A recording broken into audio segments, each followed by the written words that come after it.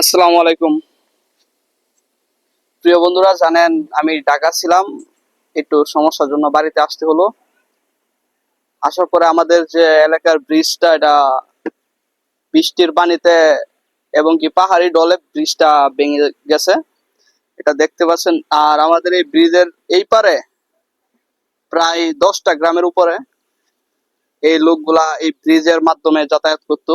তবে 10 দিন, মেবি 10-15 দিন ধরে ব্রিজটা ভাঙা, কারো নজরে আসছে না। আমার পাশেও দেখছেন নৌকা দেয়া লোক পার করছে। ওনারা যেটা করছে এটা মনে করি যে আমাদের জন্য অনেকটাই হেল্প, কারণ উনি যদি নৌকা দেয়া লোক পার না করতো, চলাচল করা একবারে এদিকে বন্ধ ছিল।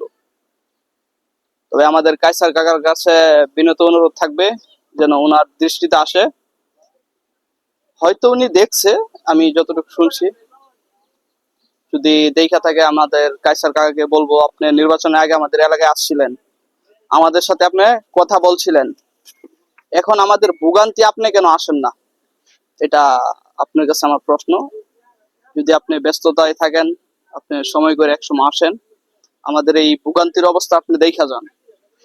এখানকার অবস্থা খুবই বাজে একটা অবস্থা, এটা হয়তো আপনারা ভিডিওর মাধ্যমে দেখতেছেন। তবে আপনারা, ব্রিজটা অনেক দিন যাবত ছিল। সর্বপ্রথম আপনার রেয়ার ছিল, আপনার পিলার ছিল, মাঝে পিলার একবার ভাঙিয়ে গেছিল, তখন আবার এটারে মেরামত করা হয়। তবে এবার যে বাংলাদেশ, এটা মেরামত করার মতো যোগ্যই না। খুব দ্রুত এটা সমাধান আনা দরকার। সবাই ভিডিওটা শেয়ার করে দিবেন যাতে আমাদের কাইসার কাকা কাছে ভিডিওটা পৌঁছায়। সবাই ভালো থাকবেন, সুস্থ থাকবেন। আল্লাহ হাফেজ।